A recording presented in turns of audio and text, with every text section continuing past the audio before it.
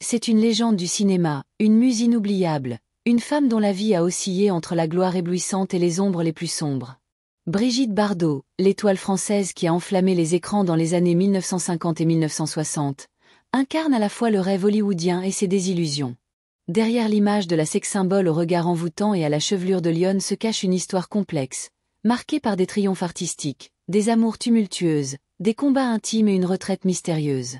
Si vous croyez connaître Brigitte Bardot, préparez-vous à découvrir les secrets, les drames et les revirements qui ont façonné son destin hors du commun. Et avant de plonger dans cette exploration, n'oubliez pas de liker cette vidéo et de vous abonner à notre chaîne pour ne manquer aucun récit captivant. Brigitte Bardot naît en 1934 dans un Paris aisé, mais son enfance est loin des contes de fées.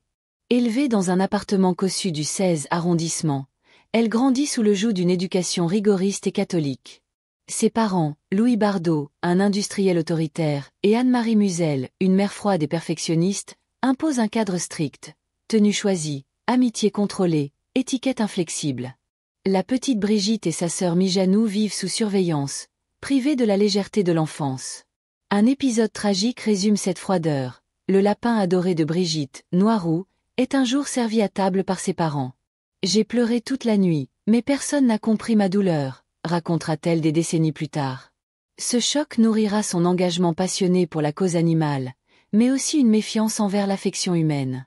La relation avec sa mère, Anne-Marie, est particulièrement glaciale.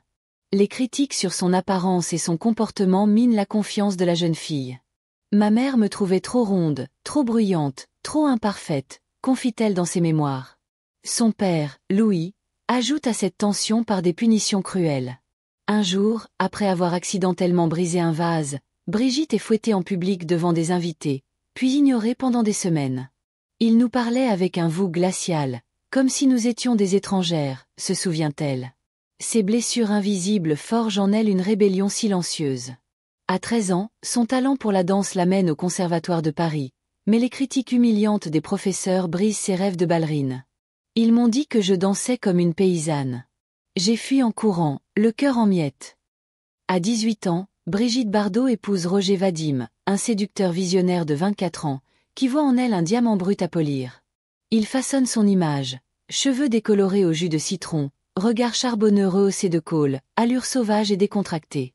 En 1956, et Dieu créa La femme éclate sur les écrans. Bardot y incarne Juliette, une jeune provençale qui danse pieds nus sur les tables, défie les hommes, embrasse avec une voracité jamais vue au cinéma. La scène du Mambo, où ses hanches ondulent dans une robe moulante, fait scandale. Le Vatican condamne le film, les féministes l'encensent, et les hommes du monde entier tombent sous son charme. Elle a libéré le corps féminin des carcans de la pudeur, écrit un critique. Pourtant, derrière les caméras, Bardot étouffe. Vadim, jaloux de sa liaison avec Jean-Louis Trintignant, la surveille comme un gardien de prison. Elle avale des tranquillisants pour tenir le rythme des tournages et des soirées mondaines. J'étais un produit, une marionnette. Mais le public ne voyait que la déesse, confiera-t-elle. En 1957, 8000 lettres de fans arrivent chaque jour à son domicile. Une journaliste du New York Times écrit « Elle respire la sensualité comme d'autres l'oxygène ». Mais Bardot, déjà, rêve de fuir. La vie sentimentale de Bardot est un roman au chapitre brûlant. Son mariage avec Vadim ne résiste pas au tournage des dieux, créa La femme, où elle entame une liaison torride avec Jean-Louis Trintignant. Le couple s'enfuit en Italie, déclenchant une chasse aux paparazzi. J'étais folle de lui, mais l'amour sous les flashs est un poison, avoue-t-elle. En 1959, elle épouse Jacques Charrier, rencontré sur le tournage de Babette sans vater en guerre. Leur mariage fait la une, mais la maternité la terrifie. Enceinte, elle tente de se frapper le ventre pour provoquer une fausse couche. Je ne voulais pas d'enfant, je voulais danser, vivre. Nicolas naît en 1960. Elle l'appelle « le petit étranger » et le confie à une nourrice. Le divorce, 3 ans plus tard, est un déchirement public. Puis vient Günther Sachs, playboy allemand, qui la courtise avec un déluge de roses larguées depuis un hélicoptère. Leur mariage à Las Vegas en 1966 dure 3 ans. Il m'a appris le luxe, mais aussi la solitude, soupire-t-elle. En 1968, Serge Gainsbourg entre en scène. Dans un studio d'enregistrement, il murmure « Je t'aime », moi non plus contre son cou. Les gémissements enregistrés font de la chanson un tube sulfureux. J'ai eu peur de ce que ça réveillait en moi, avoue Bardot, qui renonce à sortir le titre. Gainsbourg, blessé, offre la chanson à Jane Birkin. En 1973, Brigitte Bardot claque la porte du cinéma avec la même audace qui l'a propulsée sous les projecteurs. Mais sa retraite n'est pas un adieu au monde, c'est un nouveau départ. Alors qu'elle tourne l'histoire très bonne et très joyeuse de Colino Trousse-Chemise, une chèvre errante croise son chemin sur le plateau. Ses yeux m'ont parlé. Il disait « Sauve-moi de cette indifférence », raconte-t-elle. Elle adopte l'animal, geste symbolique qui marque sa métamorphose. De sex-symbole, elle devient guerrière. Sa fondation Brigitte Bardot, créée en 1986, est son armure. Elle y consacre sa fortune, son temps, son âme. En 1985, elle s'enchaîne à un port grec pour bloquer un navire transportant des chevaux vers les abattoirs. « Je resterai ici jusqu'à ce qu'il libère ces innocents », hurle-t-elle aux médias, le visage ruisselant de larmes. En Norvège, elle finance des raids nocturnes pour sauver des bébés phoques, bravant les chasseurs et le froid mordant. Les animaux n'ont pas de voix. Je serai la leur.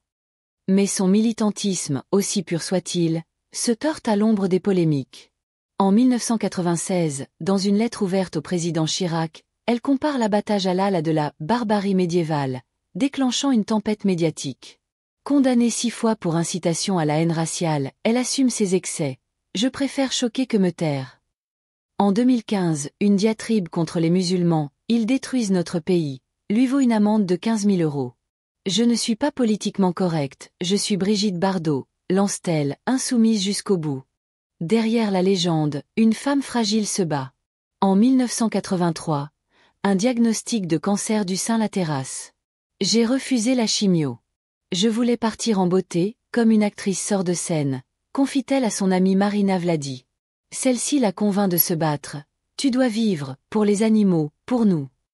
Opérée, Bardot survit, mais la maladie creuse en elle une faille. Chaque jour, je me réveille avec la peur. La peur de souffrir, de vieillir. De ne plus être moi. Le temps n'épargne pas son corps. À 80 ans, l'arthrite déforme ses mains, autrefois si gracieuses. Elle marche avec une canne, refusant les prothèses. Je ne serai jamais un robot. En 2023, un malaise respiratoire lié à une canicule extrême alerte ses proches.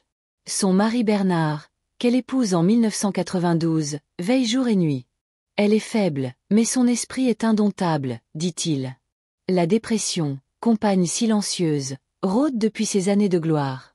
J'ai avalé des pilules, contemplé le vide depuis mon balcon. Mais j'ai trop peur des caméras qui guettent mon cadavre, avoue-t-elle dans ses mémoires. Sa retraite à Saint-Tropez, dans la propriété La Madrague, est un refuge. Entourée de 50 chiens et chats abandonnés, elle fuit les humains, mais pas leur jugement. Les animaux ne mentent pas. Eux seuls m'ont appris l'amour vrai. Brigitte Bardot est bien plus qu'une star, elle est un séisme culturel.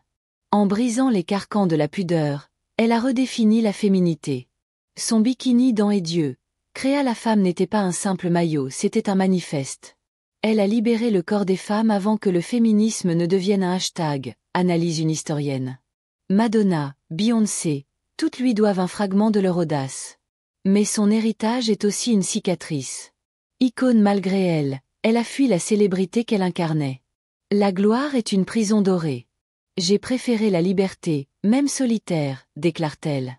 À 89 ans, son nom résonne encore, dans la mode, où son décolleté Bardot reste un classique, au cinéma, où le mépris inspire des générations de réalisateurs, et dans les combats animaliers, où sa fondation sauve des milliers de vies. À la Madrague, loin des caméras, elle écrit des lettres enflammées aux dirigeants, lit Rimbaud, et regarde la mer. Parfois, quand le soleil caresse la Méditerranée, elle fredonne « Je t'aime », moi non plus, un sourire nostalgique aux lèvres. J'ai été adorée, haïe, jamais oubliée. C'est ça, la vraie immortalité.